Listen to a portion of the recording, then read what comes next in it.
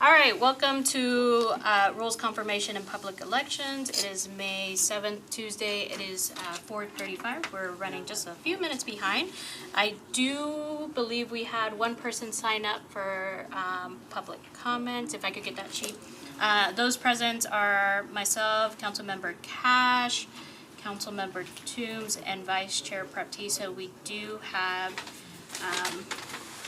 quorum. So we will go ahead and start the public comment to begin with. Let me just hit the form. Thank you. We do have one person signed up. So pursuant to Council Rule 28 and state law, public comment is limited to matters that are about items on the agenda. You may only speak about items that appear on the agenda. So our first person signed up is Nicole Williams, speaking on BL 2024-303, and she is opposed. Do I have to stand up or can I just sit You here? just sit. Okay, fantastic. Nicole Williams, and I understand that this bill about disclosure requirements for board and commission members is being withdrawn, but I just wanted to share some perspective as you all continue to talk about this topic and really sort of wade into like how can we ensure accountability without making it overly restrictive, or sort of like introducing draconian reporting requirements for volunteers who aren't making any money from Metro to serve on these boards and commissions. So I serve on the Short-Term Rental Appeals Board. Thank you all to anyone who voted for me. And when I saw this, it made me very uncomfortable. The idea of like disclosing my sources of income. I write a column for the Nashville scene. I'm very opinionated, and a lot of people don't like my opinions. And so I've had people try to get me fired before. So the idea, now I'm a freelancer and I do projects on my own, so I have a little more security, but the idea that I would have to disclose everyone I'm doing work for on a contract basis made me very uncomfortable. And I know I spoke to some other board and commission members who, like me, said that they would just resign from their roles as opposed to sort of laying all of their business out there. I think that what you all are doing to do more due diligence on the front end is really important, and I think that that's really where this conversation should focus, is like what can you all do on the front end to make sure that the people you're appointing to boards and commissions are not making decisions that would be deemed as conflicts of interest. And we already have a process for addressing decisions that might be made, like there's a board of ethical conduct.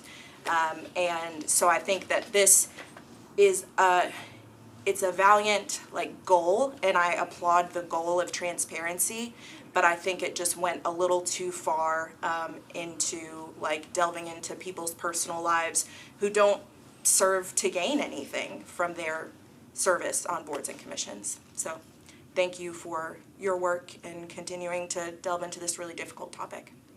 All right, well, thank you so much. All right, with no other person signed up, we'll close the public comment period. I do have a consent agenda, so I will read what is on consent. If anything needs to be pulled off, please let me know. Item number 1, 2, 3, 4, 5, 6, 7, 8, 9, 10, 11, 12, and 13. Anything need to be pulled from consent? Oh, no. Anything? All right, so I'll go ahead and read it. RS 2024-395 by Sepulveda approves the elections of certain notaries public to Davidson County.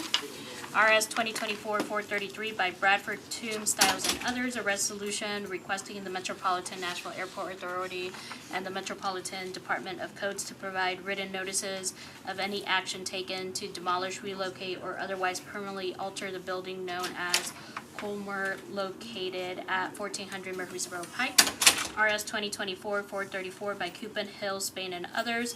Honors Burdell Campbell for her contributions to historic preservation, environmentalism, and civic causes in Nashville and Davidson County.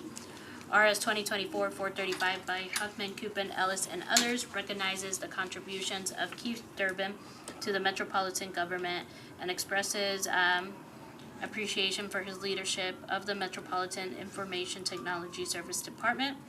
RS 2024-436 by Spain, Wiener, Huffman, Gamble. Honors Principal Barbara Frazier on her retirement. RS 2024-437 by Taylor, Toome, Stiles, and Lee. Honors Dr. Glenda Baskin Glover upon the occasion of her retirement as president of the Tennessee State University.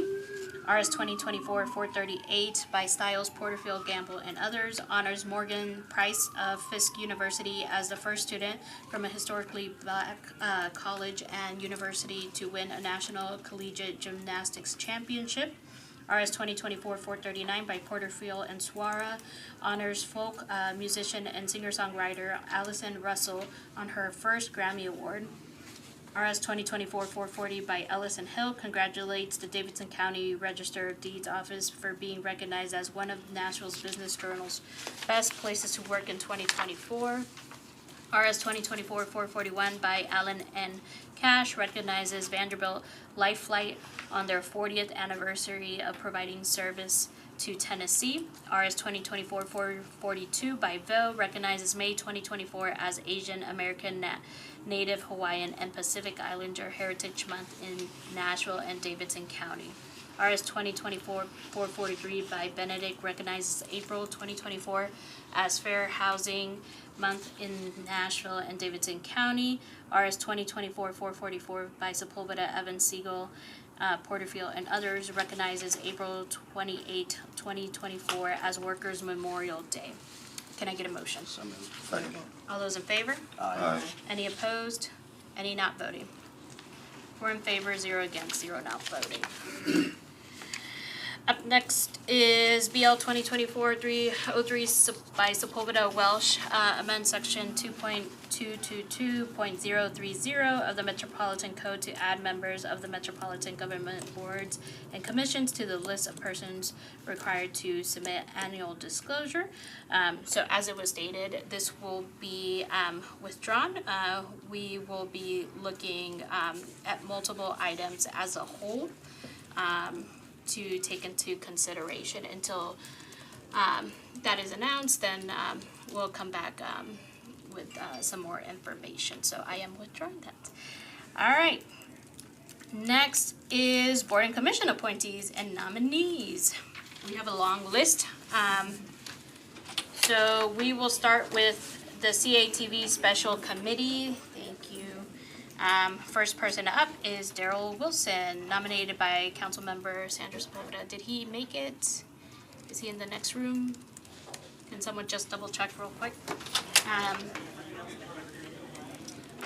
We will move on to Alan Williams, nominated by Councilmember Jeff Eastlick. Mr. Williams, thank you so much for being here. Would you like a bus pass or parking validation? Parking validation. All right, here you go. Thank you so much. Do you currently live in Davidson County? Yes, I do. Do you serve on any other boards and commissions besides the one you're being appointed to? No. All right. Why don't you tell us a little bit about yourself and why you're interested in serving? A little bit about myself. I've been in the television business for the last 52 years. I started at Channel 4 and WSM Radio also. Went to Atlanta, worked for WSB in Atlanta for about 15 years, and I'm here with Fox 17.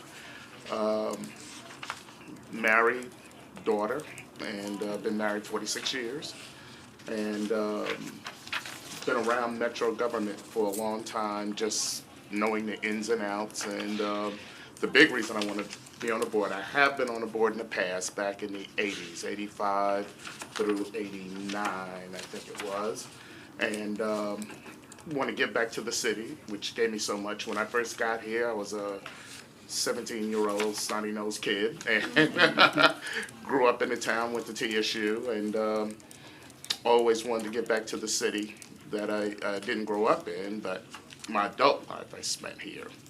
And I think being part on the CATV committee is one way I can give back, because it's an industry I know a lot about. Great, thank you so much. Councilmember Easlake, would you like to speak to your nominee? Thank you for recognizing me, even though I'm not on this committee. I've probably worked with Alan for over 20 years. I'm on the other side a lot of times. I sold radio, he was a TV salesperson, and now I own an advertising agency, so I'm on the other side and understand. I've worked with him a long time. We've been to a lot of meetings through the years, and I find him to be a very fair, very knowledgeable person with a, like you said, with a heart to give back. And I think we could use someone like that on our commissions and boards, and I'd love to have the consideration. Great, thank you so much. Any questions from committee members? All right, can I get a motion? So moved. Second. All those in favor? Aye. Any opposed? Any not voting? 4 in favor, 0 against, 0 not voting. Thank you so much. Thank you. All right, so Daryl is not, could not make it. I did speak to him earlier today. He was in an accident. So we're wishing him well, but yes, I was like, so the process would be to withdraw him and then re-nominate him? Yes, the process would be to withdraw because he did not appear for the Rules Committee, so his nomination is considered withdrawn. This particular committee requires that one of the council elected positions be a labor representative of telecommunications workers. I think I'm saying it correctly. And Mr. Wilson, I believe, was that nominee. So the two remaining, so that position can't be filled during the election. So there will need to be another call for nominations for that particular position. Two remaining people who are appearing this evening would move on to the election phase at the next council meeting, not tonight. All right, so I will move to withdraw him and then I'll just re-nominate him. Okay. Yes. Sorry, so just a point of clarification, Director Darby. So on our agenda, it states that there are 2 vacancies that need to be filled. One of those vacancies is required to be a labor representative. Yes. Okay, that makes sense. And so within the procedure of that, we will, on the council floor, take up all 3 of these next meeting. No. On the council floor at the next meeting, the 2 nominees, Mr. Williams and Mr. Welsh, assuming he's here and moves forward, they would come up at the next meeting. Technically, they will come back to this committee for recommendation for the election, but they will come up for vote at the next council meeting, but we will have to put out another call for nominations for the remaining position that will need to be a labor representative. That answer your question? Okay. All right. Next is Gregory Welsh, nominated by Councilmember Quinn Evans Siegel. Mr. Welsh, thank you so much for being here. Would you like a parking validation or a bus pass? Parking. There you go. All right. Do you currently live in Davidson County? Yes, ma'am. Do you serve on any other boards and commissions? No. All right. Why don't you tell us a little bit about yourself and why you're interested in serving? Well, I'm an actor, writer, director, producer. She studied at Watkins Film School 30 years ago, when it first opened. I'm a member of SAG-AFTRA. I'm working in the film industry for almost 30 years and just really enjoy it. I did the classes years ago at CATV and produced some stuff over there and watch a lot of stuff actually. And I just thought it would be a way to give back and something that I would really enjoy doing. I'm not currently working otherwise, so that's about it. I just really enjoy the business, and I enjoy the facility over there, and I'd like to be involved. Great. Thank you so much. Any questions from committee members? got a great list of film and television and theater parts, I guess. What was your favorite in the theater column? Oh, in theater, I really liked Vladimir and Waiting for Godot, and Ben Hubbard and Little Foxes. It was also fun, and I've currently been touring doing a one-man show of C.S. Lewis, An Evening with C.S. Lewis. That's also fun, and I work with a British actor who plays Lewis, and I play J.R.R. Tolkien, and that's a current favorite. Interesting. Thanks. Any other questions? All right, can I get a motion? Second. All those in favor? Aye. Any opposed? Any not voting? 4 in favor, 0 against, 0 not voting. Thank you so much. Thank you. All right, up next is Bicycle and Pedestrian Advisory Commission appointment of KJ Gardner for a term expiring on April 16, 2026. Their vice mayor appointed letter. Are they here?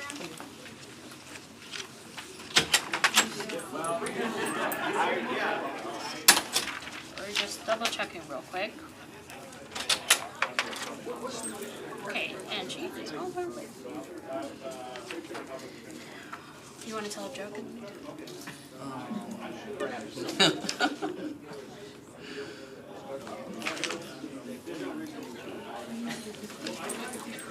Sorry. Somebody got it, yeah. Alright, DJ, thank you so much for being here. Would you like a bus pass or a parking validation? Not at all. I'll go to my bike. Alright. Do you currently live in Davidson County? I do?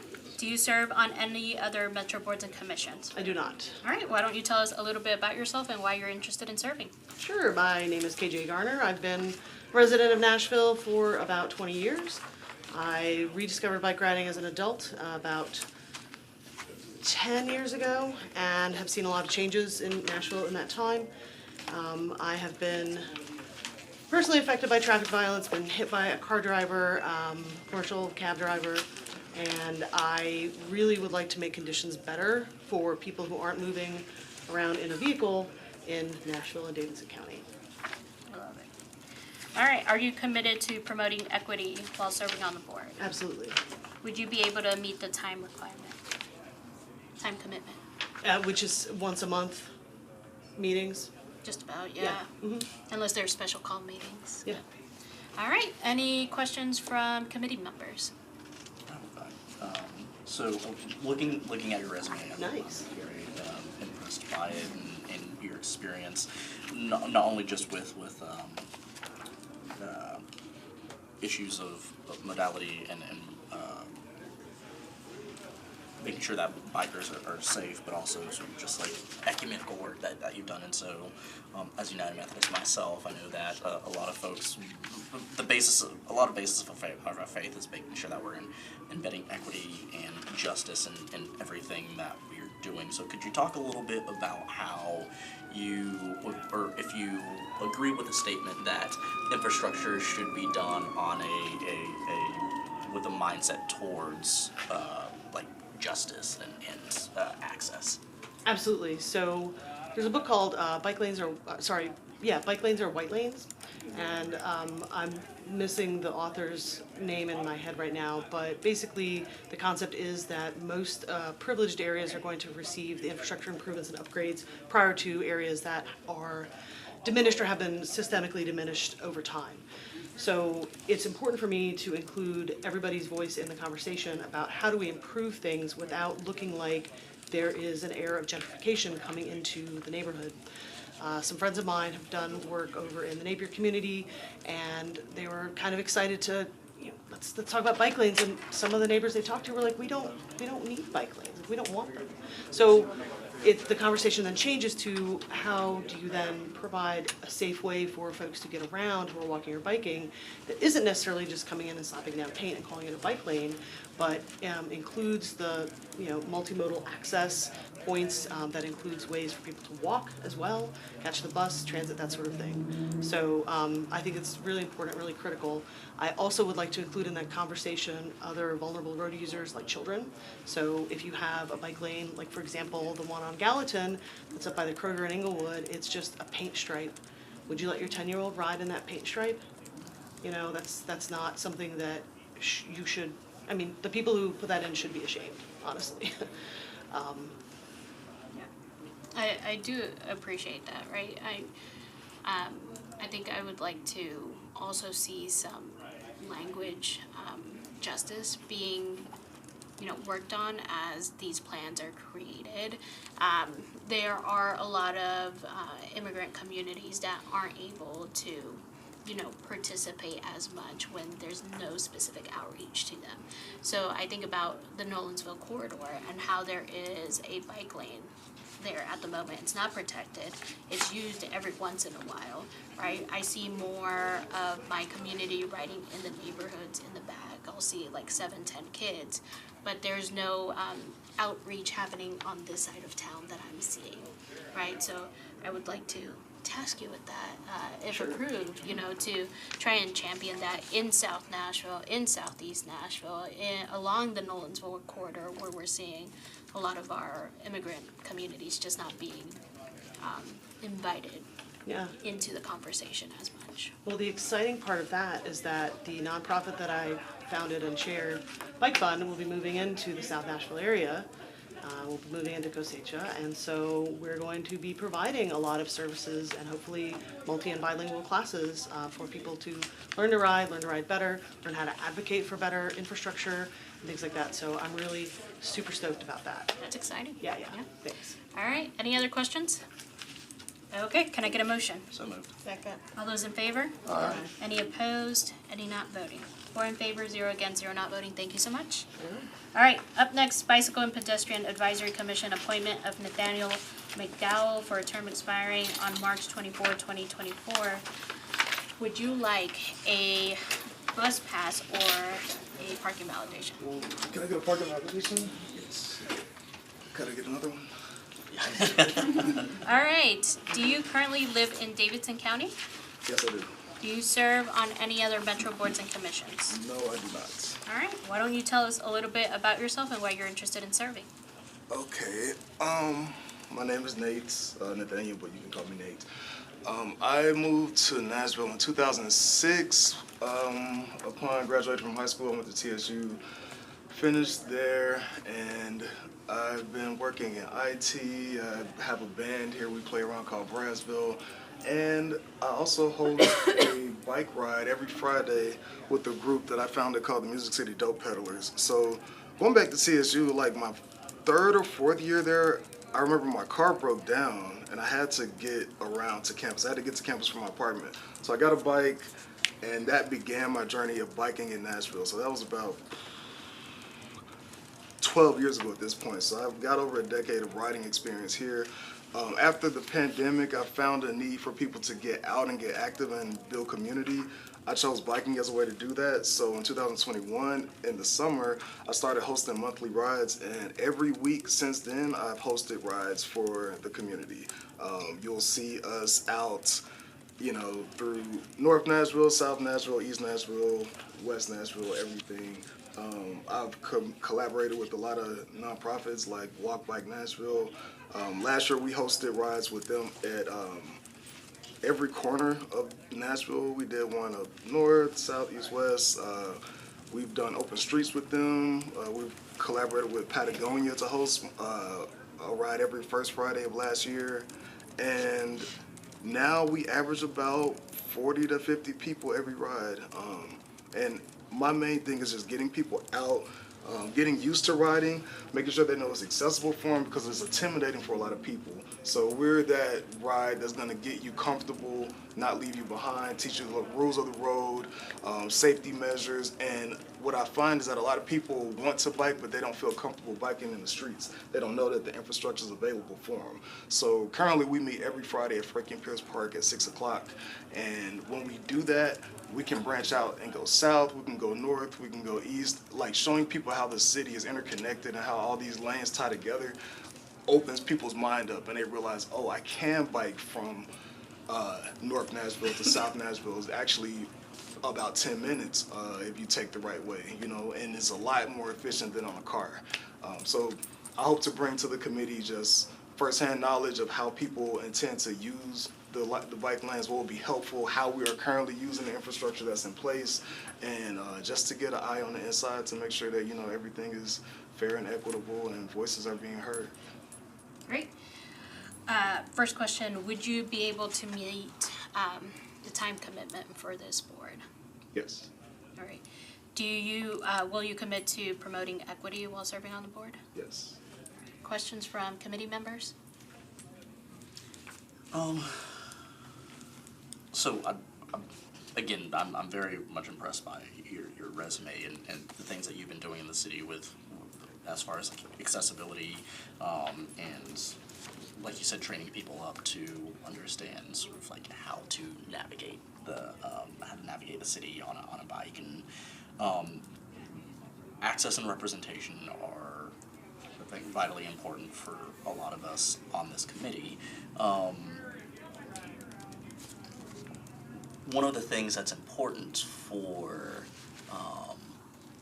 advocating for those things is being a conscientious and present individual. And so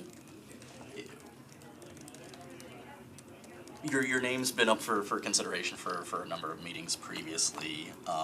And so if it's just wanting to see if you can speak to any reasoning that you could particularly give the committee for your absence up to this point. Yes. I can't actually speak to that. I was actually under the impression that this would be a weekly commitment, and I am about to be a first-time new father, and I was very much on the fence about if I was going to be able to make that commitment or not, even though my heart was in it. I was very much on the fence of like, I don't want to do something I can't all the way commit to. Luckily, Kathy Bugs has been very persistent in getting in contact with me, and she let me know that the commitment was not weekly as I had previously thought, and it was a monthly commitment. I talked to my fiance about it, and she said you should definitely do it because they need to see you up there. The work that you're doing is important, and the best you could do is go and interview and try to, you know, make your case. Yeah. So yes, I greatly appreciate and understand how back and forth it's been, but I'm here. When I commit to something, I'm all in, and if that sheds any light on my absence for, you know, the past maybe month or two, then, you know, that would be my reasoning. Yeah, two things I want to add to that. First, congratulations. That's huge. Yeah, so exciting and terrifying. I've been told. You than me. But what I'd say too is that I generally agree with your fiance in that just looking at your experience, it's something that I think will be of a net benefit to Nashville and to the council district in which you live. But again, I think it's just having those open and clear lines of communication as well is going to be really important, because even though the time commitment is just once a month, this advisory commission is going to be advising the mayor's office on things that could very well have real life or death implications for communities around Davidson County, and so it's just our job to make sure that the folks who we are appointing or are approving for appointments are ready to meet that moment. So I'll leave it at that. I could understand that, and I don't take it lightly, the position and the appointment. I am very much honored that I was reached out to. I mean, I've ridden with Freddie's on several times, and he even wanted to make sure, like, hey, like, your experience, what you do, you know, like I said, I'm humbled by it, and I want to be a part of it, and, you know, I'm going to do the work regardless. I'm already doing the work in the community. I just think this would be a good opportunity for me to even be more impactful in that space. Let me ask real quick, what are the age ranges of those who participate? Oh man, we're everywhere. I mean, people have brought their kids from 13 one of my friends that worked, who brought me into the realm of the walk bike space with the nonprofit, Brenda Perez. She brought her son. He was on her bike in a holster. He's like 1.5. We have elderly people, if you want to consider over 65 elderly. We have people who are retired in their 60s. So the age range is literally all across the board. From teenagers riding on their own, to babies riding with people, to adults, to senior adults as well. Great, okay. That's great to hear. Yes. I want to thank Councilmember Prepty for asking the question I wanted to ask about being able to make the commitment. I will say, having been a new parent a number of years ago, new parents I find have and young parents have a lot of ideas about safety on the roads and in public spaces. So I think that'll be a good perspective for the commission or for the advisory committee.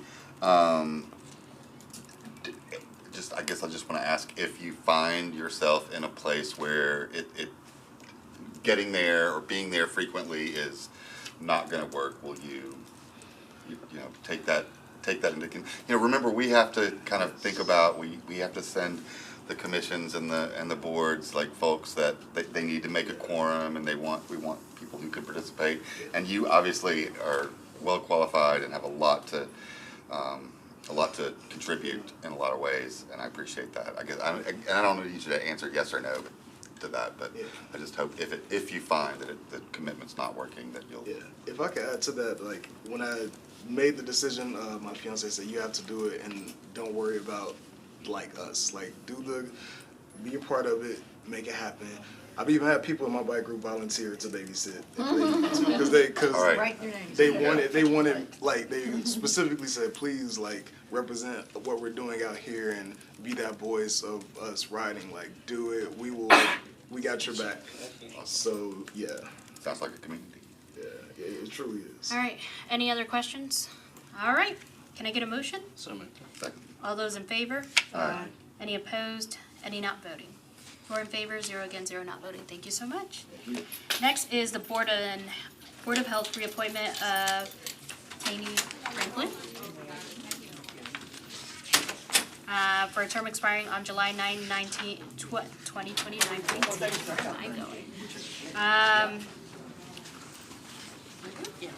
Hello, Ms. Franklin. Hello, Would you like everyone. a bus pass or a parking validation? I need a parking validation, please. Thank you. All right, do you currently live in Davidson County? Yes. Do you serve on any other Metro boards and commissions besides the one you're being reappointed to? No. All right, why don't you tell us a little bit about yourself and why you're interested in serving again? My name is Taney Franklin. I have been lived in Davidson County 21 years.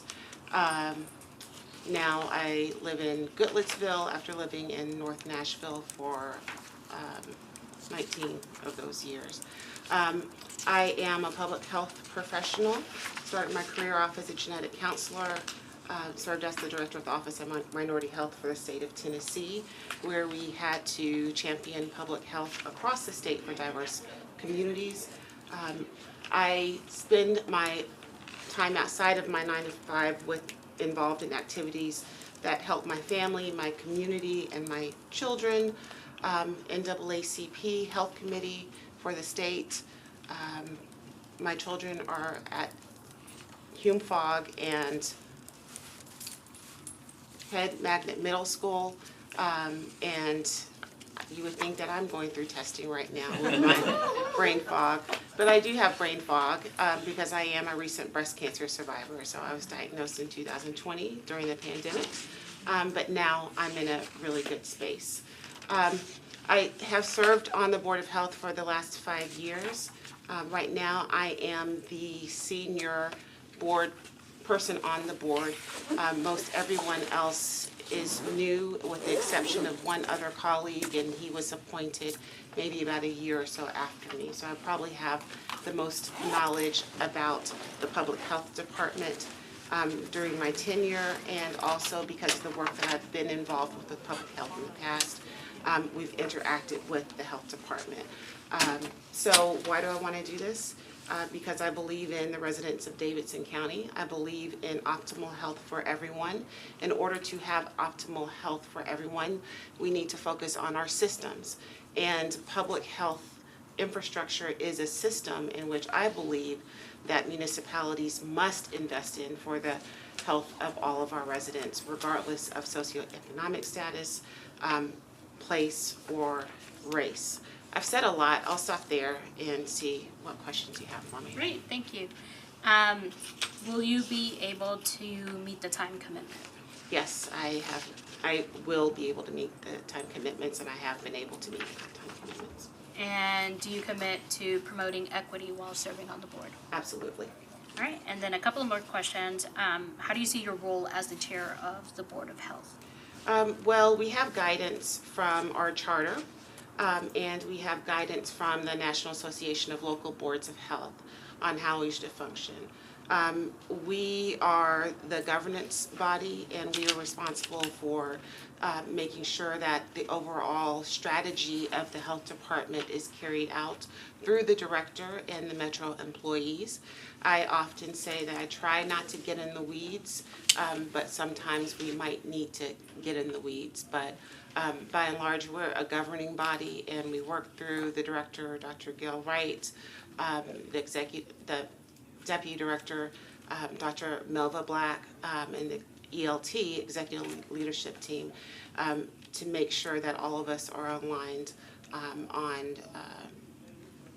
on public health strategies for the county. Great. And I have 3 more questions, and they'll be the same questions that Ms. Ziegler receives. Can you provide some examples of where the Board of Health has either challenged or collaborated with the director on his approach to public health issues? Yes. And when I think of challenge, I tend to think of it as courageous conversations. Not all challenges and conflict is negative, especially when the goals are aligned. Sometimes there might be different pathways to those goals.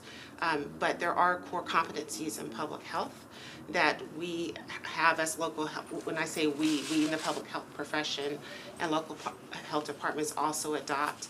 And so I try to lift up those opportunities. So with regards to strategies, I know once, during a previous director, during the pandemic, the approach that he had with engaging with community and also engaging with the internal workforce was not evidence-based, and I chose to lift my voice and ask questions and engage my colleagues on the board to try to solve for those conflicts, if you would. Recently, I would not say that there are challenges, but what I do try to do, if we have an opportunity to do more as a public health institution, because no one else is doing that and responsible for it in the city, I do encourage our leadership to make sure we pay attention to special populations. One special population is children when it comes to educating their families about the benefits of vaccinations overall, not just the COVID vaccination. That's one area that we have fallen off with as a country, and also in the state of Tennessee and Davidson County. By no fault of anyone, it's just the state of where things are in public health. Great, thank you. What is the most complex health issue Nashville is facing today, and why? I believe the most complex health, you can't choose one. I will say health and all policies. During the previous administration, and also when this was about 2020, 2021, I was able to work with Dr. Wright and also work with Mayor Cooper to lift up a health and all policies approach to government, because there's not one single lever that can solve for screening against breast cancer, or solve for immunizations, or solve for making sure that we have STD efforts in the communities. All of it is integrated. And so I will say health in all policies, which helps address the social determinants of health, which are the root causes of health disparities. And so if we can actually focus on systems change, focus on root cause to make sure that we use that as a strategy to address inequities, by default, we are going to address health disparities and minimize that, the gap that we have in health outcomes. And if we focus on the least of these, that will literally raise everyone else up when it comes to opportunities for optimal health, regardless of race, place, gender, or even ability status. Great. And then my final question. The Board of Health stopped recording and publishing public meetings once Governor Lee's executive order allowing virtual meetings expired. If you are reappointed, will you commit to working with the director and the board to determine the technology you would need to access and enable your meetings to be recorded once again? Absolutely. Serendipitously, last week I received a call from someone who asked, who let me know that the meetings are no longer available through the,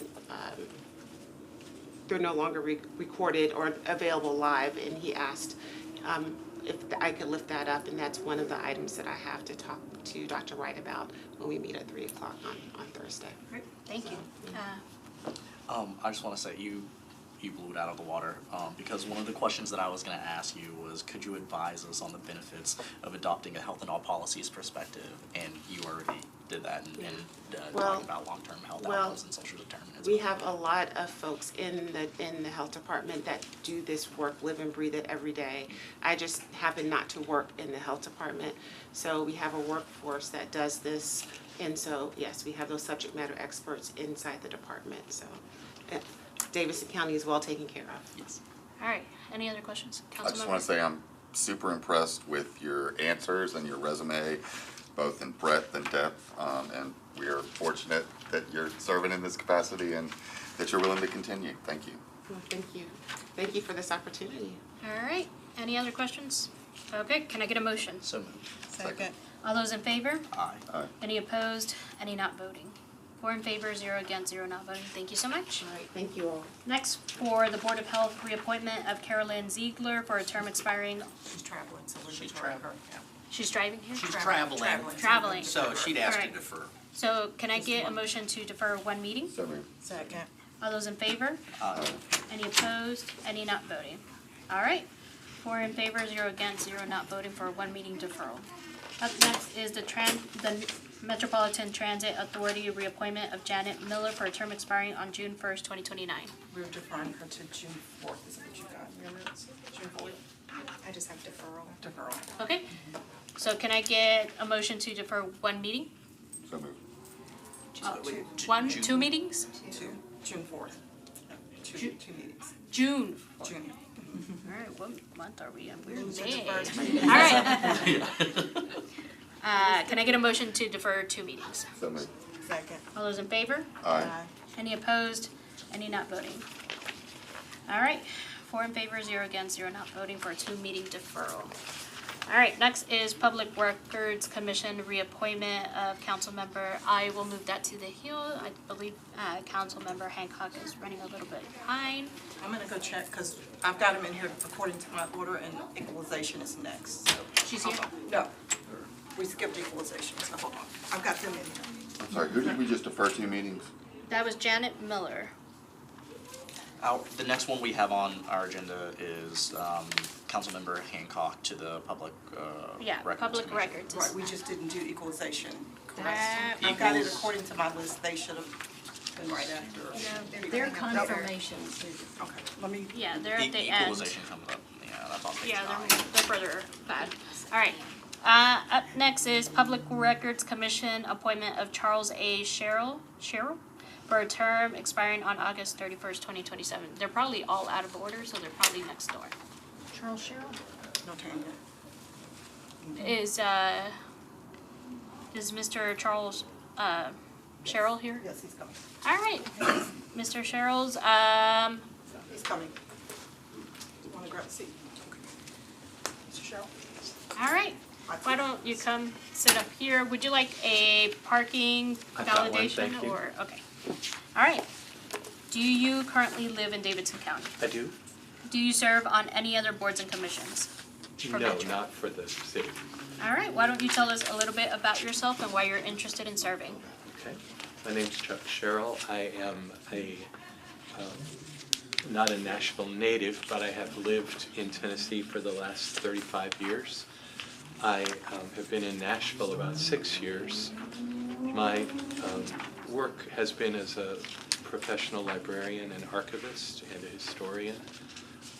My most recent period of employment for 13 years, I was the state librarian and archivist of Tennessee. So if you're familiar with the State Library and Archives building down on Jefferson, that was my big project. And when I finished that, I said I'm going to work a year and then I'm going to retire. So I did. And so I have had a lot of experience in records management and archival work, and have a great interest in making sure the right records get preserved so that we have good documentation of our present for those who come after us. And that's why I thought I might have something useful to offer on this committee. Great, thank you so much. First two questions, are you able to meet the time commitment for this board? Yes. All right, will you commit to promoting equity while serving on this board? Oh, yes. All right, any questions from committee members? All right, well, I do want to thank you for your willingness to serve. I have gone down to the Public Records and Archives building before in the past when I was in college. I was a history poli-sci major, and so we had a Middle Tennessee history class in which we spent, some time there, and so got to see firsthand all of the work in action, and so I'm glad that you were able to be a part of that, and do want to thank you for that service. But with that being said, can I get a motion for approval? So moved. All those in favor? Aye. Any opposed? Any not voting? 4 in favor, 0 against, 0 not voting. Thank you so much. All right, thank you. All right, next is the Sustainability Advisory Committee appointment of Councilmember Berkeley Allen for a term expiring on April 15, 2026. I don't think you need any of that. All right, Councilmember Allen, thank you so much for being here. Do you currently live in Davidson County? I do. And you do serve on several other boards and commissions. All right, why don't you tell us a little bit about yourself and why you're interested in serving? So, I'm a council member. But I am a mechanical engineer in my day job, and I went into engineering to solve the energy crisis of the 70s. And now we've had several more since then. So I've been interested in energy conservation since high school, and also grew up in a very small town. Trees were my playground.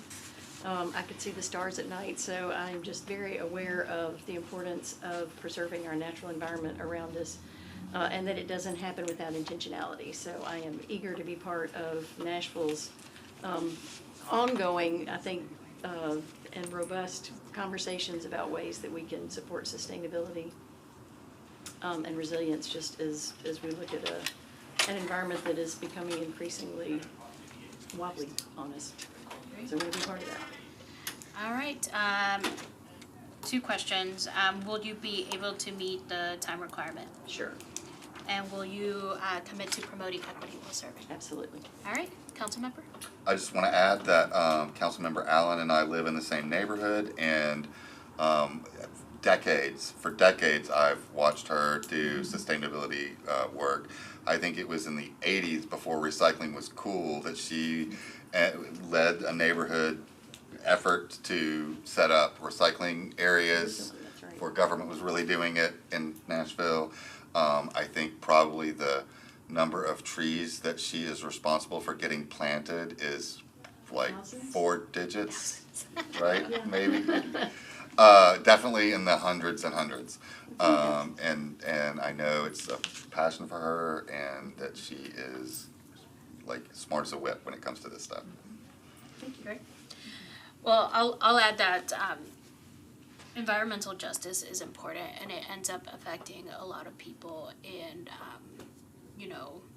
minority communities, and a lot of people who are not as well off. And we ask ourselves, why is it that natural disasters are happening around some of these communities? Like, what was it? Not too long ago, I can't remember what month it was now, where the tornado that passed by that killed 3 people in the same trailer park, and how,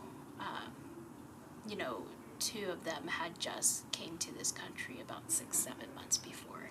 They took months crossing over to die in a trailer park.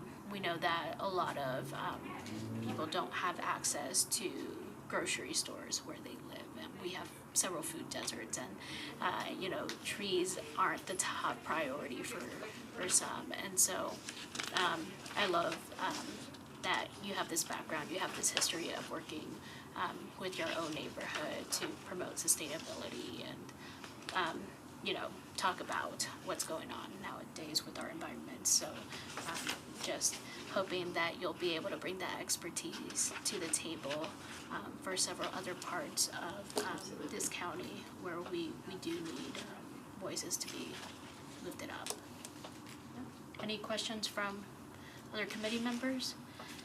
All right, can I get a motion? So moved. Second. All those in favor? Aye. Any opposed? Any not voting? 4 in favor, 0 against, 0 not voting. Thank you so much.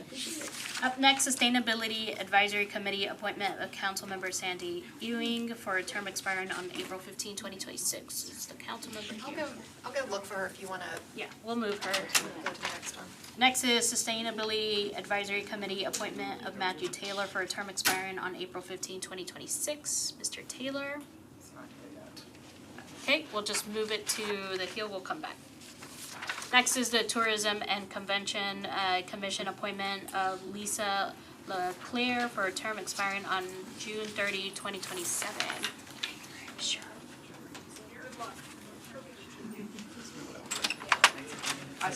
We'll come back to you. We're just gonna take this person and then we'll come back. Ms. LeClaire, thank you so much for being here. Would you like a parking validation or a bus pass? All right. Do you currently live in Davidson County? Yes, I do. Do you serve on any other metro boards and commissions? I do not. All right, why don't you tell us a little bit about yourself and why you're interested in serving? Perfect. I'm Lisa LeClaire, President and CEO for the Greater Nashville Hospitality Association. And we provide a voice for the folks in our industry. And also provide educational opportunities to help them get to know the city better. We recently hosted an event where we had our vice mayor and some of our city council do a panel to help our membership understand how to interact with city government. So I've been in the industry for 40-some years. I hate to say how I started when I was 2. I've lived here for 34 years now, and all of that time spent in the hospitality industry, managing hotels, and or doing management training and consulting. Great. All right, will you be able to meet the time commitment? Absolutely. And will you commit to promoting equity while serving on the board? Absolutely. All right, questions from committee members? I'm trying to find it. Sorry, we have a big packet in front of us. Any questions? All right, can I get a motion? So moved. Second. All in favor? Aye. Any opposed? Any not voting? 4 in favor, 0 against, 0 not voting. Thank you so much. Thank you. All right, Chair, I may have missed something, but did we, back in sustainability, EZO? oh, Ms. LeClaire? I'm gonna make a motion to reconsider. All right, so moved. Can you come sit, please? Of course. So moved second. All those in favor? Aye. Aye. Any opposed? Any not voting? All right, we are moving to reconsider. So we don't see your questionnaire. Did you fill out a questionnaire? You know, I was speaking to Ms. Buggs about that when I got here today. I saw my name. I always check your agenda for this meeting. And I saw my name on it, but I didn't receive any communication from from the office to be here, so I came just because I knew I needed to be here. Okay, so since we didn't receive your questionnaire, I'm gonna move for a one meeting deferral, so you could, go ahead and fill that out, and then you'll Okay. have to come back before us. Can I get a, I'm sorry, I just was gonna say, I thought it was a reappointment, and so I wasn't even, that wasn't on my radar to check, to look for the email. got it, no worries. All right, I made a motion for one meeting deferral. Second. All right, all those in favor? Aye. Any opposed? Any not voting?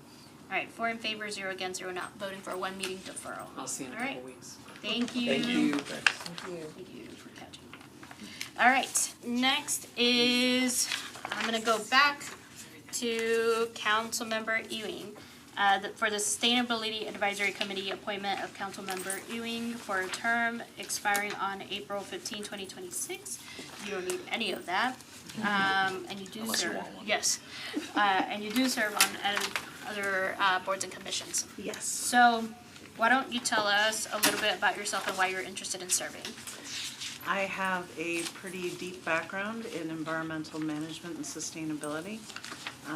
First half of my career was environment and energy projects overseas for the US government.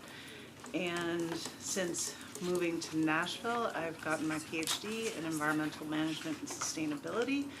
And my work life has swirled around issues related to energy efficiency, sustainability, climate change.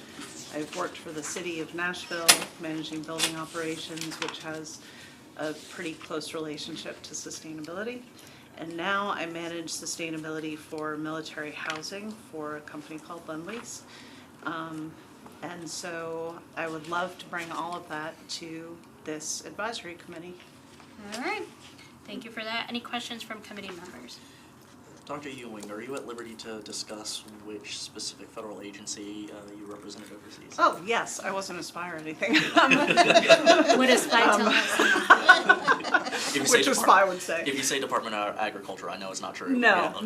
no. It was U.S. Agency for International Development. So we were sort of embedded with the State Department, and my area was Central Asia mainly, but also Ukraine and Moldova. Any other questions? All right, can I get a motion? So moved. Second. All those in favor? Aye. Any opposed? Any not voting? 4 in favor, 0 against, 0 not voting. Thank you. Thank you. All right, going back, Matthew Taylor. What I was saying when we were in the middle of figuring out about the not received questionnaire is that I think we also skipped over Ezel under sustainability. Is Yeah. Mr. Ezel here? He is here. Yes. Yes. Wait, I think we did. Did we not do favor? Can I address that real quick? I'm sorry. Can I address that real quick? There's Yeah. two components to the meeting now. I gotcha. Because I'm of the sorry. rule changes. So we're going over the first visit to the Rules Committee, and then we get to the second visit. I see. All right, so next is Matthew Taylor. Is he here? No. Matthew Taylor, all right. Is he coming? I've not heard from him. Okay, So we'll defer him. Can I get a motion for one meeting deferral? So moved. Second. All those in favor? Aye. Any opposed? Any not voting? All right, 4 in favor, 0 against, 0 not voting for one meeting deferral. Next is the Traffic and Parking Commission appointment of Robert Gibbs for a term expiring on April 15, 2029. Mr. Gibbs, thank you so much for being here. Would you like a parking validation or a bus pass? I already have one, thank you. All right. Do you currently live in Davidson County? I do. Do you serve on any other metro boards and commissions? No, I don't. All right, why don't you tell us a little bit about yourself and why you're interested in serving? I was a police officer in Kansas City, Missouri for 28 years. Spent 5 of those years in patrol. And when there were situations where I saw places that were prone to being accidents, I tried to do enforcement activities to try to address them. Moved here back in 2020, and I like to try to fix things before they become a problem. So I see this as an opportunity for me to be able to do some of that. Great, thank you so much. Will you be able to meet the time commitment for this?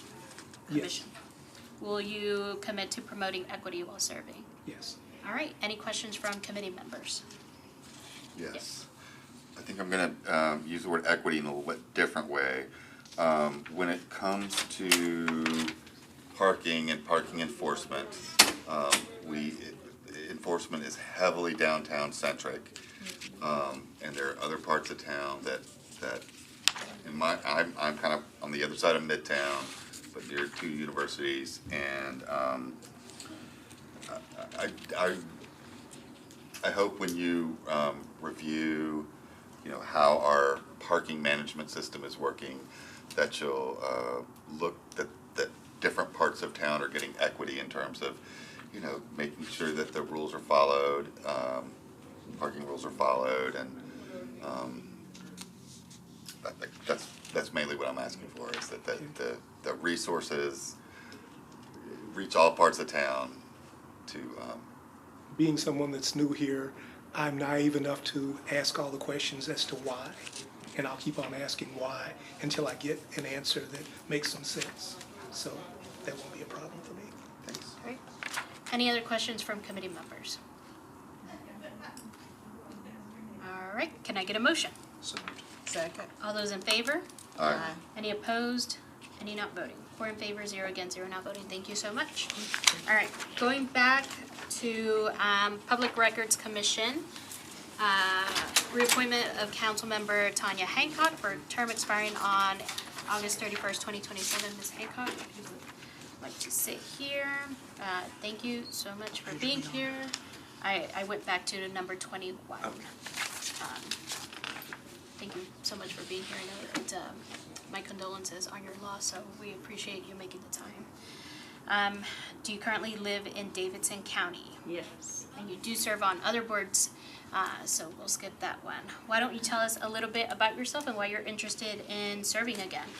All right, well, I'm a second-term council member. The appointment to Public Records Commission was the first thing that was asked of me as a public servant in my role last term. I immediately turned around to Councilman Sledge, who had done it previously, and said, "Can I handle it?" And he was like, "Absolutely." And it's a boarding commission or commission that doesn't have regular meetings. We have meetings when we're needed, when there's changes to rules and regulations. I'm a big rule follower, and I like to keep us in the lines. And we just make sure that we're keeping and disposing of records within accordance of city, state, and federal law. Great, thank you. So the first question I ask everyone is, will you be able to meet the time commitment? Yes. And will you, equity is interesting for this one, right? Like, how do you promote equity, public records? But will you commit to promoting equity? Absolutely. All right. Any questions from committee members? All right, can I get a motion? So moved. All those in favor? Aye. Any opposed? Any not voting? All right, 4 in favor, 0 against, 0 not voting. Thank you. Thank you. All right, going back to our agenda. We are almost done, everyone. Almost. Kind of, yes. Next is the Worker Release Commission appointment of Jordan Cassette for a term expiring on January 1st, 2028. Did I say that right? Cassette, but you're close enough. Cassette. Yeah. Cassette. All right.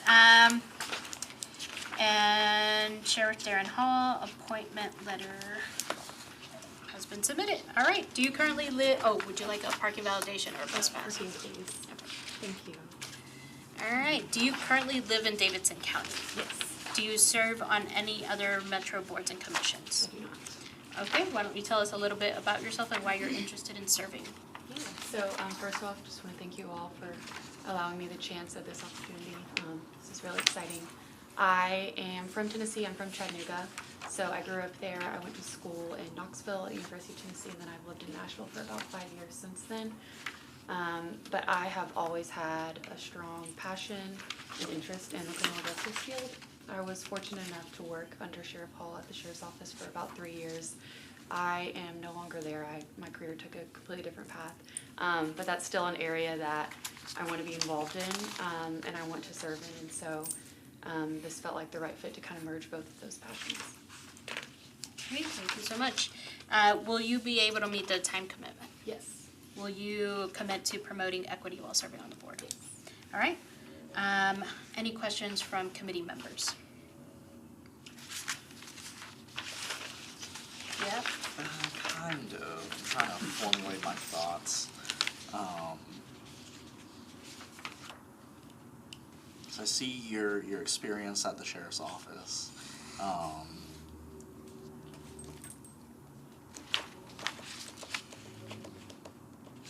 hold on a second, let me go back and look at it. All right. Okay. I'll come back. I've got a quick one, and I think it might be a copying thing. One of the last things on the questionnaire is that it asks if you have filled out the ethical disclosure, acknowledgement of ethical rules form, and it looks like it just got cut off. Do you know if you filled out the? Yes, I did. Thank you. Did you formulate it? It's we're working on it. All right.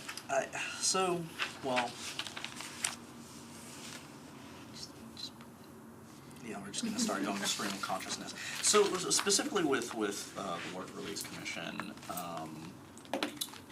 and looking at your prior experience, I guess sort of just I'm curious about your previous experience in the sheriff's office and the administration of the Work Release Program, of just like selection of those in custody, and the benefit both to those who are serving a sentence and to the community of Davidson County's Work Release Program. If you've got any insight into that you'd like to share with us, yeah. So initially what drew me to the sheriff's office was his stance on criminal justice and how he's really focused on rehabilitation. I didn't work with any inmates or anything like that. I was in HR. So I didn't get that experience there, but that was something I was always interested in. I think it's important to kind of have that balance, kind of like you were describing, because ultimately 50% or more of these people are going to be released. And so we need to do everything we can as a community to make sure that they're successful and that they have everything they need. And so that's where I think I could play a good role in this, because I do have that foundational and institutional knowledge of where they're at and kind of sort of what their needs are, and also that empathy that I want them to succeed, and I want them to become contributing members again. That's great to hear. As someone who has two brothers that were formerly incarcerated for several years, and they were one of the lucky ones where they had a support system coming out, and now they have homes and they have families, and the system worked for them. It doesn't work for everyone, right? So there's a lot of people that come out without support system. So I'm glad to hear that you have experience and empathy and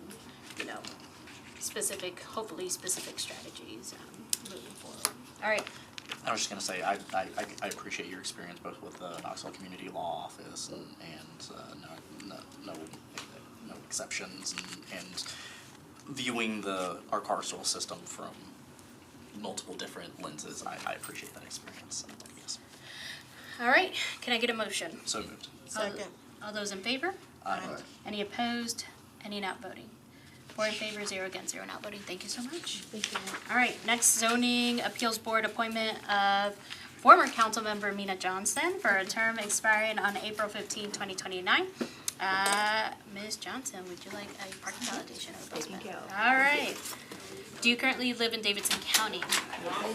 Do you serve on any other metro boards and commissions? No, I do not. All right, why don't you tell us a little bit about yourself and why you're interested in serving? Sure. Before I became a council member, I was a active community member, and zoning planning is one of the issue, because in order to have a community and preserve and promote smart sustainable development, you needed to know the codes and zoning.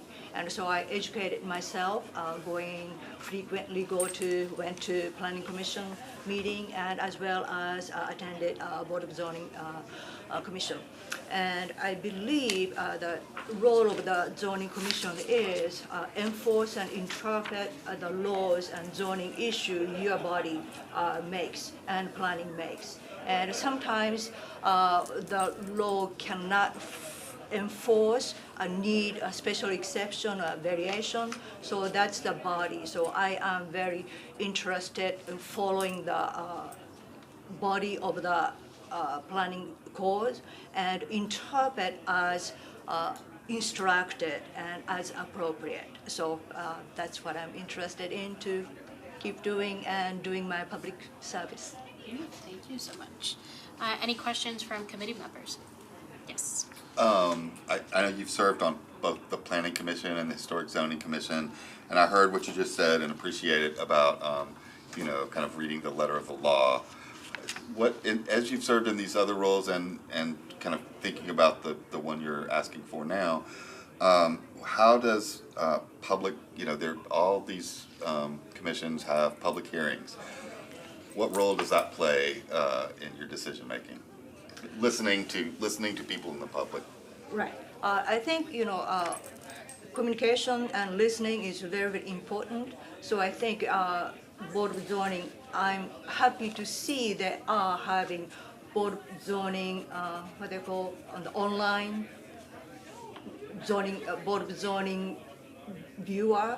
But I think it's so important to put the information to public, and so the community can express for, against, and why.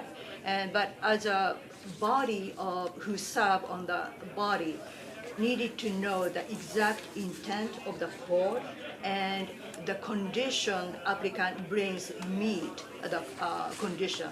And if it's not, decision is easy. And if it is, you have to make sure that's the intent of the law, as well as no harm to the community. Anything else? All right, can I get a motion? So moved. Second. All those in favor? Aye. Any opposed? Any not voting? 4 in favor, 0 against, 0 not voting. Thank you so much. Almost done with 3. Equalization Board reappointment of Sharon Emerson as an alternate for a term expiring on June 6, 2026. Ms. Emerson. Chair, I'd like to point out that on the questionnaire, it seems like we've got a name and an address and nothing after that has been answered. So For Ms. Emerson? I question whether it's completed, if that's the language. Mm-hmm. You know, if there's. I did, I completed it all, yes. All right. So this one, you said on the printed form, right? Mm-hmm. Let me check the questionnaire that was sent out to us. Like how long have you been a resident, none-selected, what council district you live in, 'Cause none-selected? I think it might just be the printed out form, because I went through them. 1 second. Agenda. You see? I've got the crack copy. All right, let me just find it. I'm sorry. No, you're fine.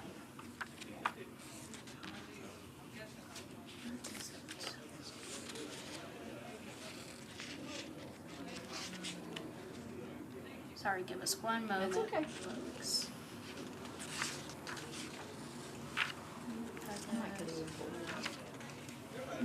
Director Darby, are you able? I'm trying to open it on my phone, it's taking, know. it's a little slow. Oh dear.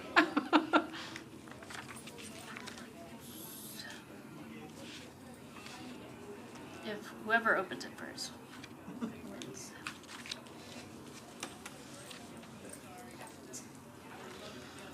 You see it? You want me to see if I have it? Well, it should be coming to us. We get them before. It's just sometimes the signal here isn't great sometimes. You don't have anything, Herman, do you? All right. Why don't we come back to you while somebody tries to Okay. to open it in the meantime. Put my phone at 2%. Sorry to throw a wrench, but I wanted us to. No, you're good. we're here for. Next is Equalization Board appointment of Sherilyn Pettis. I'm gonna get it right at some point. As an alternate for a term expiring on June 6, 2026. Ms. Pettis, would you like a parking validation or a bus pass? Oh, parking, please. All right. There you go. Do you currently live in Davidson County? Yes. Do you serve on any other boards and commissions besides the one you're being reappointed to? No. All right, why don't you tell us a little bit about yourself and why you're interested in serving? Yes, so I have lived in Nashville for 11 years. The past 9 of those I've worked in commercial real estate, predominantly on the management side. This is a reappointment for me, so I have served on this board in the past and would love to continue on with that service. I hope that my experience in just operating buildings on a day-to-day basis and overseeing their financials would be a benefit to the board as we go through our bill hearings. All right, thank you so much. Will you be able to meet the time requirement? Yes. And will you commit to promoting equity while serving on the board? Yes. All right, do I have questions from committee members? Not. Yes. I mean, you stated in your questionnaire specifically that you recuse yourself if any of your clients ever came up for review or anything like that. Have there been any moments where you've needed to recuse yourself in the past? There was actually one. So there was a building that was up for appeal that I did not currently manage, but within the last 6 months I had managed that building, and so there was enough for me to recuse myself from that case. And as an alternative, I don't see that as a massive issue. So. All right. Any other questions? Can I get a motion? So moved. Second. All those in favor? Aye. Any opposed? Any not voting?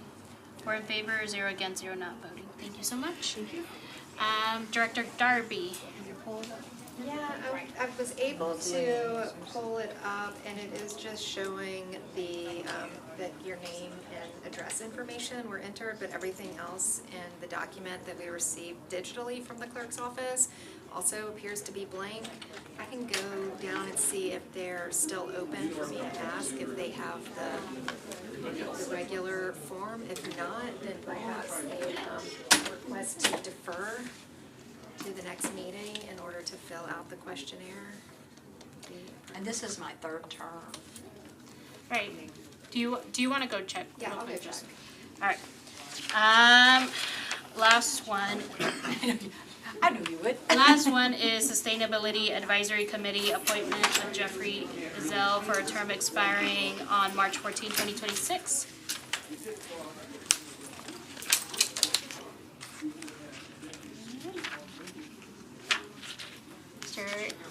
Been studying my path to this chair for Okay. a minute, so I You think made I've got it. Would you like a bus pass, parking validation? I don't know. So thank you. All right. So, do you currently live in Davidson County? I do. Do you serve on any other metro boards and commissions? No. All right, why don't you tell us a little bit about yourself and why you're interested in serving? I am a native Nashvilleian. Married, 3 kids. I studied geology in college and was going to go be a park ranger. I wanted something where I could work outside and be helpful to our environment. I worked for Metro Parks for a seasonal job, which was lots of fun. Then I did an internship with the Student Conservation Association at Shenandoah National Park in Virginia. It was fantastic.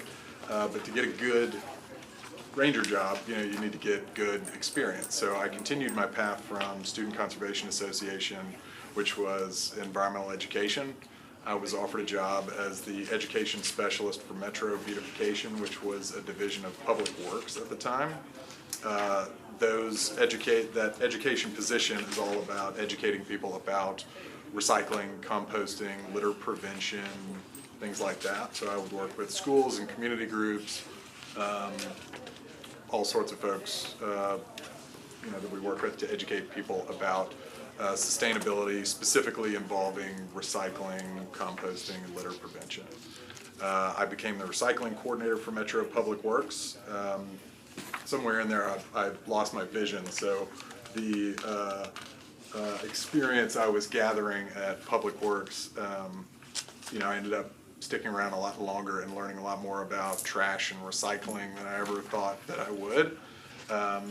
And in 2017, I went to work full-time for the compost company. So, I grew up around here. I'm intimately familiar with waste and recycling. I know pretty much everybody. I was a board member of the Tennessee Recycling Coalition for a handful of years. So that is no longer the case.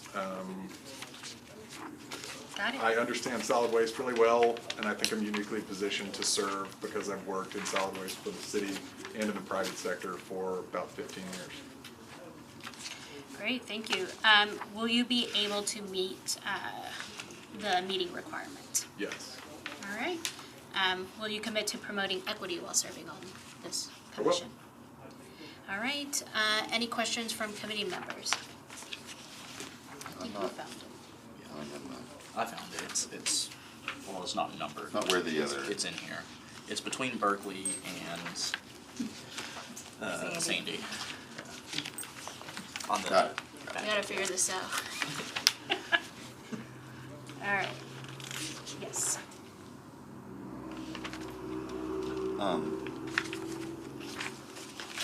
The last question on the questionnaire is, have you read, signed, and returned your acknowledgement of ethical rules form? And on this form, it says that you've answered no.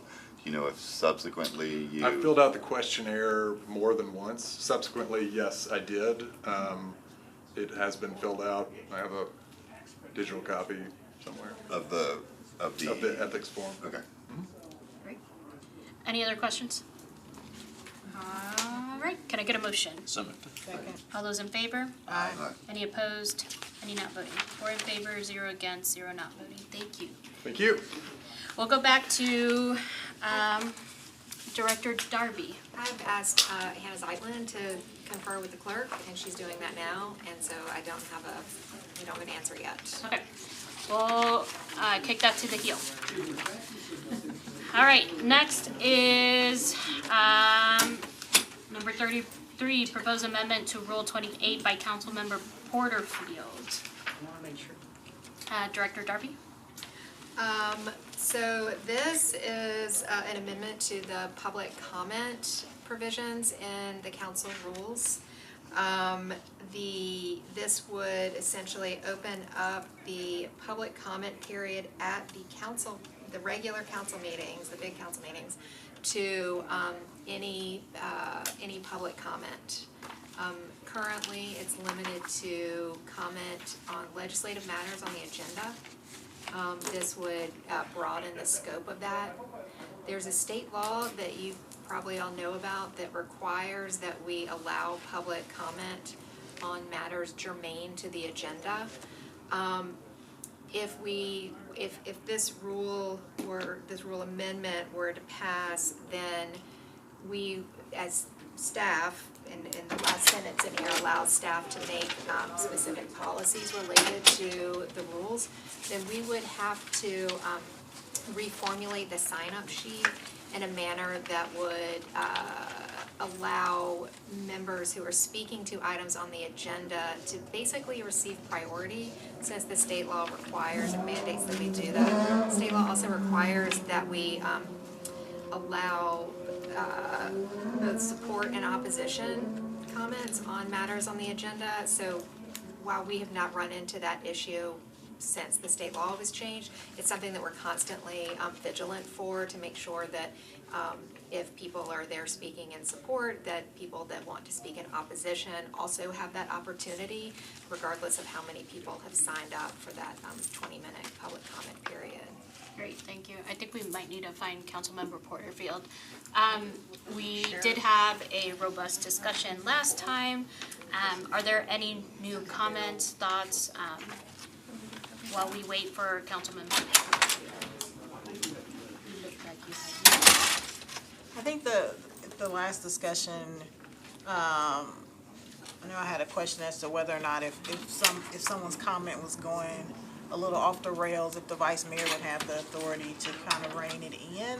And I think there was some hesitation in regard to like First Amendment, if we're saying folks can speak on anything, could we, someone was excessively rude or, They get to continue to speak. The real limitations on someone's presence at the meeting are behavioral, limitations. So if someone were speaking and talking about the council members and how they didn't like the council members or something, you would have to continue to let them speak. Once you open it up to any topic, it's opened to any topic.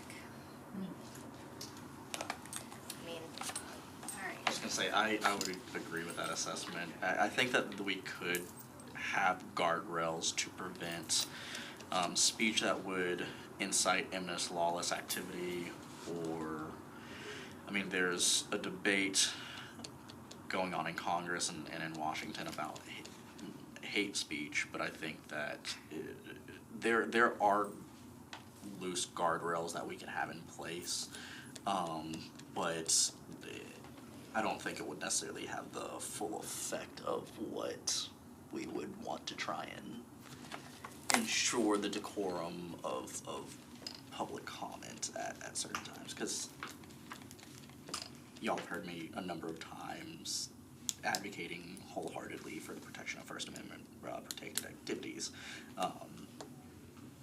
This just realistically opens up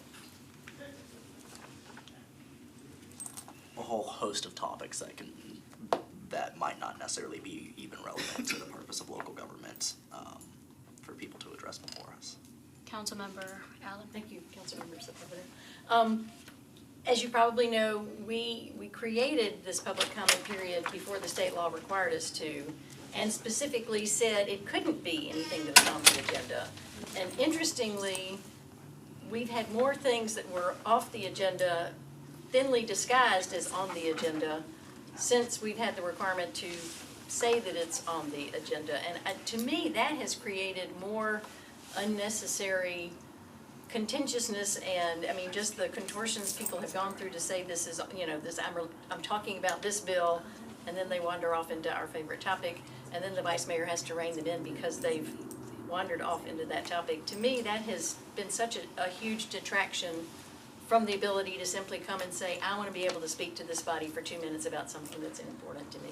And when we didn't have the requirement, mostly it was about things that the council was doing, but they weren't on the agenda that night, or they weren't going to be able to talk about it, and they just wanted to have that. So I think guardrails to ensure that it is civil and whatever are totally appropriate, but I don't know that we lose a lot by specifically saying it has to be germane to the topic.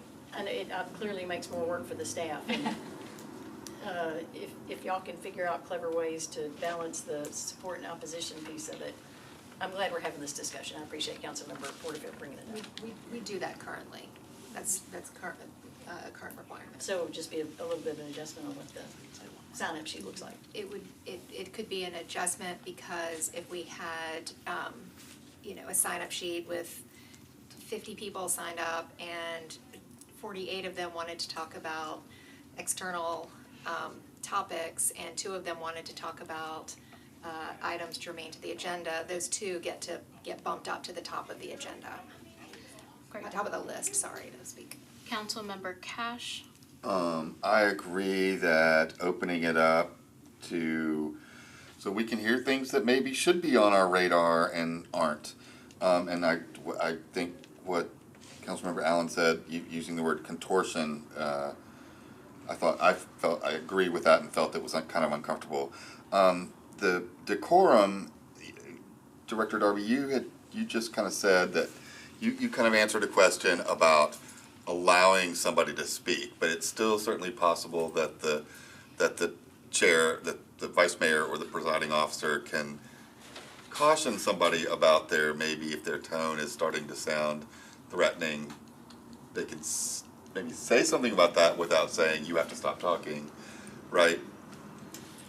There's kind of a, you know, an escalation that the chair can utilize, you know, asking somebody to rein it in, you know, please, you know, the chair could the presiding officer can ask the speaker to be respectful, but, you know, to then in turn cut off someone's microphone or ask them to leave the room it has to be something pretty harsh in order to do that, and pretty outside the scope of your First Amendment right to speak.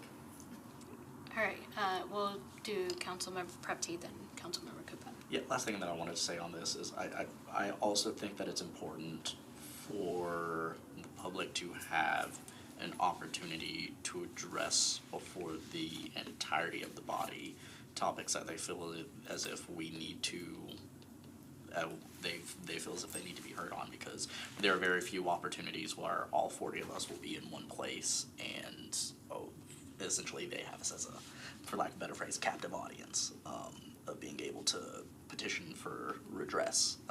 So that I think this is within the spirit of really the hallmark of the First Amendment. Councilmember Cooper? So I appreciate you recognizing me, though I'm not on the committee, and I appreciate what Councilmember Prepti said. I think that it's important to provide opportunities to address the body and would be supportive of additional opportunities. I worry that this may not be the place to put them. You know, I think to me, the way I view these 10 slots is this is the last opportunity members of the public have to address us before we vote on some particular item or topic. Right, this is their last chance to share with us that they're for or against a bill that we're about to consider.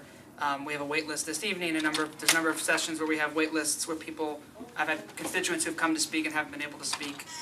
And so I'm concerned that takes away opportunities for individuals who want to speak before us to do it specific to the agenda. And then I also worry, and again, I support the First Amendment rights and ability to address us as a body, but I also worry how wide does that go, and where does that conversation take us, and what happens if you have 10 slots filled with somebody that wants to, you know, speak on the fact that they don't have a stop sign on their street and they really think they should have a stop sign, but then someone who wants to come and speak in opposition to a bill we're about to vote on then doesn't get that opportunity. So I think that I kind of worry there. I appreciate Councilman Porterfield who's walked in, you know, for bringing this. I think it's an important conversation to have, and of course making sure that people have ways to access us, but I'm concerned that this opens the gates too wide in this particular section, and there might be a better place to put something like this.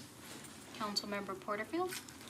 Thank you, Madam Chair, and I apologize for my tardiness. It's my daughter's birthday, so I apologize for being tardy. And I came in on the tail end of Councilmember Coopin's remarks, but it sounds like the concern is about people speaking on things that are not on the agenda and taking up all the slots. And I just want to remind the committee that when we initially voted on this rule, it was very intentional about giving people an opportunity to come before the body about things that are not necessarily legislative matters. This came from an officer-involved shooting, and the community wanted to be heard. They stopped the council meeting because they wanted to be heard, and they felt like they were not being heard. And many times, people in the community don't always feel like they have a way to reach council members. And we know that people can email council members at any point in time. Everyone in the community doesn't know that. They don't always know how to engage with the council. They don't always know how to share what their particular concerns are. So I think it's important that we have a mechanism to allow for that. So when we first started allowing this public comment period, that's where it stemmed from during that period of time. When the state law changed, we then flipped it and said that it had to be an agenda item, whereas initially it was an item that was not on the agenda. I am willing to find a compromise to say maybe half the time is for agenda items and half the time is not for agenda items, but I think it is imperative that we have time on our agenda for people to come and speak to the body if they have concerns. We had just a few weeks ago, Councilwoman Toombs and I had to step out to speak with Councilmember Gadd's constituents who were having some housing concerns. And they didn't necessarily know the process of who to call, who to reach out to, how to get their voices heard, but they came to speak to the body that day about their housing issue because it was a very important issue, it was a very severe issue. And they wanted the council to know what was going on. So again, I think some of our constituents that are more tapped into the legislative process, they do understand that you can email council members. They do understand that you could call the council office and request for a meeting. Not everyone understands that process. We even had a minority caucus meeting a few months back where an unhoused gentleman came to the meeting to speak to the caucus about a situation that happened on the bus. And that wasn't necessarily the avenue that would have maybe best or most directly gotten their problem solved, but that was the way that he knew how to get in front of people that could potentially help him solve the problem. So again, this was put in place particularly for people to be able to address the body about items that were not on the agenda. And I do understand with the current climate, while there may be some concerns about how people are approaching the body or what could potentially come of it, this has never been an issue before now. The whole time since this has been implemented, we've not had an issue with it. So if there is, again, opposition to it, I'm willing to work on a compromise and maybe split the time, but I do think it's imperative that people have this time to speak before the body.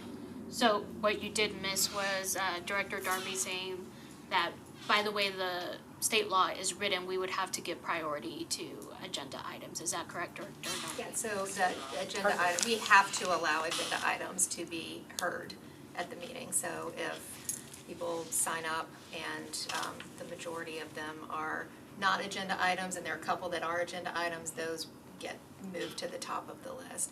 Can I say one other thing about the procedural elements? Yes. So before the law changed and our rule was that you could not speak on items that are on the agenda. That was the old rule. Part of that rule was that a person could come and speak and address the council, but then they would be limited, they couldn't return to the council for, I believe it was 90 days. So there wasn't the opportunity to speak on the same item at every council meeting for the entire, term. So just putting that out there for. All right, Councilmember Cash. I'm okay with the way this is in terms of, especially with what Director Darby said about removing the need for somebody says to be on the agenda. I do have a concern a little bit that relates a little bit to what Councilmember Koopman was talking about, and definitely relates to the last thing that Director Darby said, in that I don't want this, the same 8 to 10 people to come and dominate every meeting. If there are people who are trying to get here and want to say things, I'd like there to be some kind of precedent. I don't know that I like 90 days per se, but that we can prioritize people who weren't at the last meeting or two over those who, have already been speaking to us in the recent future. Does that make sense? Yes, I guess my question would be, how many times were those 90 days enacted, right? Was it that it was a continuous problem, or was it non-existent? I wouldn't say that it was a problem, but it was something that staff had to monitor. So we would require people to sign up for public comment before the Thursday before the council meeting. And if somebody had signed up on that list, staff would go in and look to see when the last time that person had asked to speak. And if they fell within that 90 days, they'd just be advised, okay, well, we'll sign you up, but we'll go ahead and put you on a future meeting for you to come and speak. And I believe that there were 1 or 2 people that would come back every 90 days. They were kind of on a rotation to come back and speak to the council. But I couldn't tell you who they were or how often it happened. Any other comments from committee members, council members?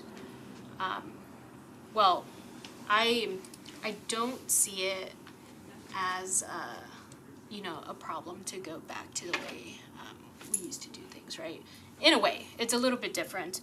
I agree that making sure that we prioritize what's on the agenda for public comment is important, and since that's already, you know, a default because of state law, I mean, that was my biggest concern because I had heard from other colleagues.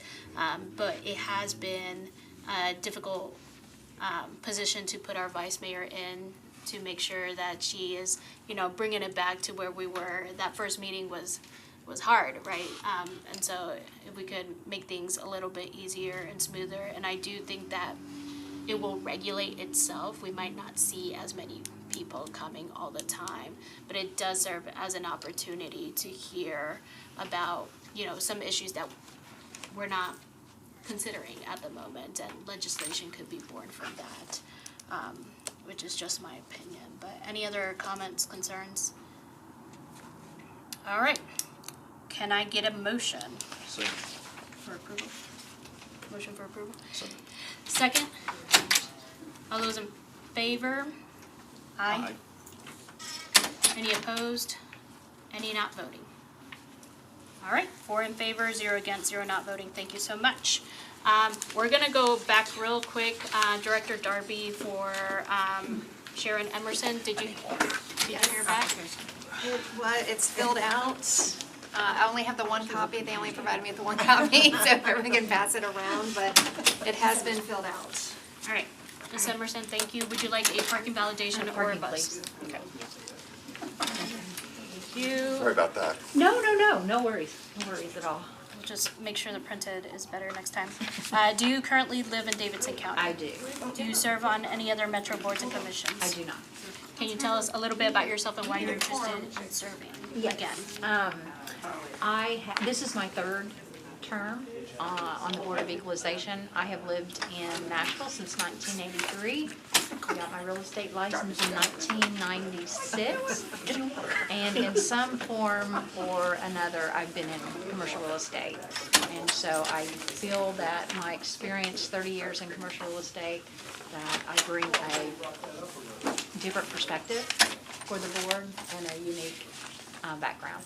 Great. Thank you so much. Will you be able to meet the time requirement? I will. Okay, will you commit to promoting equity while serving on the board? Absolutely. Any questions from committee members? Yeah, go ahead.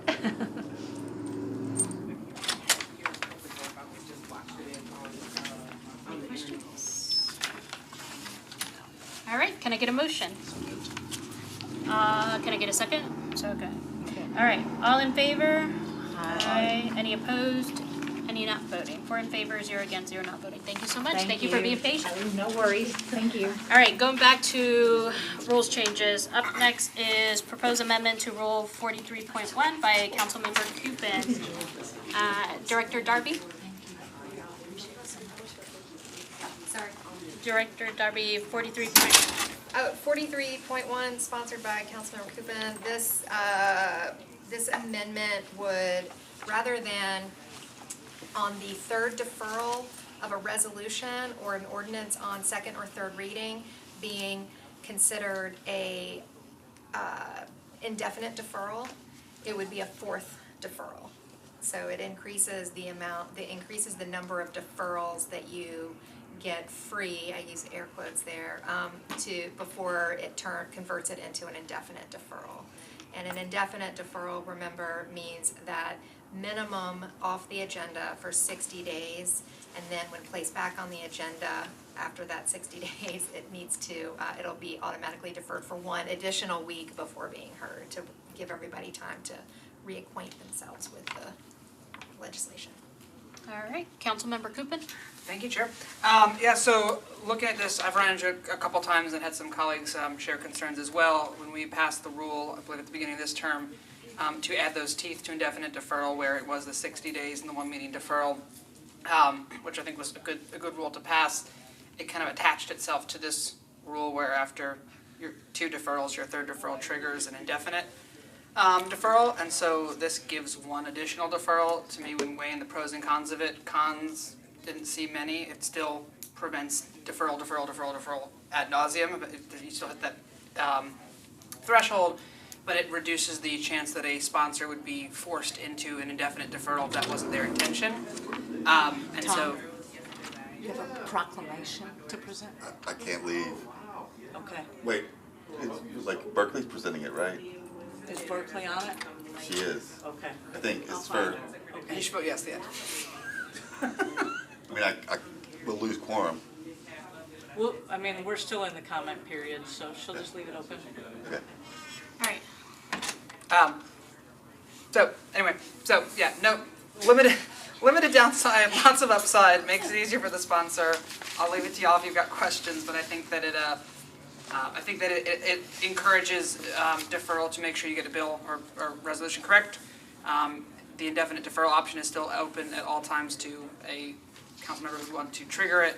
It just prevents the sponsor from being forced into a situation they don't want to be in for a limited reason. So. Okay, thank you. Okay, questions from committee members? Comments, concerns? Councilmember Cash, if you're thinking of your proclamation. Tom's got something to go. If we could find somebody else I from was the gonna committee. ask a question, but why do we have this rule in the first place?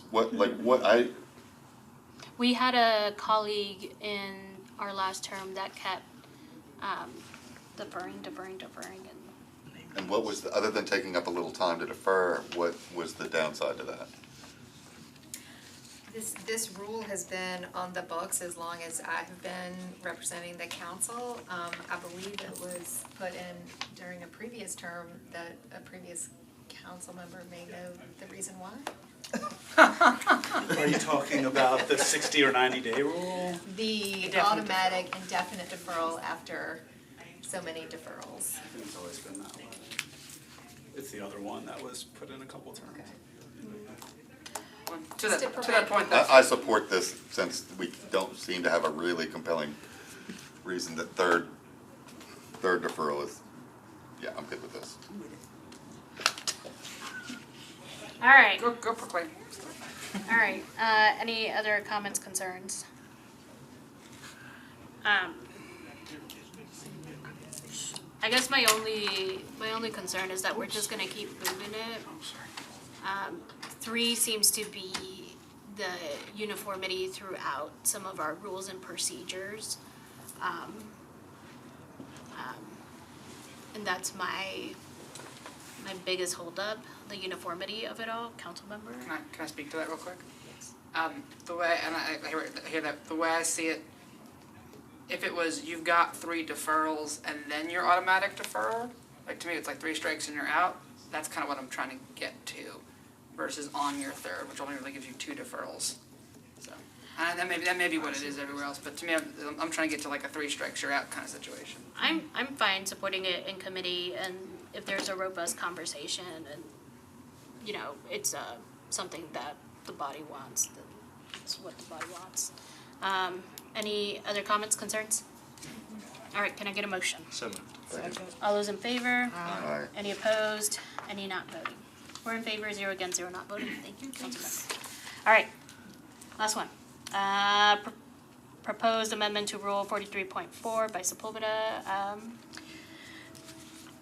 Director Darby. So this is the rule that requires that additional week after something has been deferred for more than 60 days. So once it's been off the agenda for 60 days, it gets put back on the agenda, and then you have that 1 week to, that 1 meeting to, kind of take an extra deep dive into it and get reacquainted with the piece of legislation. Where that has come into an issue this term is that it doesn't apply to Title 17 items, it does apply to Title 17 items. So when you want to defer something on public hearing for 2 months or something, because for whatever notice or whatever reason, community's still working out some of the kinks, then it doesn't technically work for those items, because you would defer it to a public hearing date, and then all of a sudden there's a 1 meeting deferral to a non-public hearing date. So this is just kind of an effort to clean that up so that you can defer your Title 17 bills longer than 60 days, and they don't have to go through that 1 meeting, waiting period, basically. Does that make sense? Okay. All right, any comments, concerns? All right, can I get a motion? Second. All those in favor? Any opposed? Any not voting? All right, 4 in favor, 0 against, 0 not voting. That concludes our agenda for today. We do have a special called meeting tomorrow. Would appreciate everyone being there. We'll be discussing Arts Commission plus the questionnaire itself. So if you have any recommendations, please start thinking of that. I think it's 5. What particularly about the Arts Commission? So Leah Love will be there to give her priorities as to where she sees, the commission going, anything we might be missing, stuff like that. So hearing their priorities. All right, anything else? All right, meeting's adjourned. Thank you.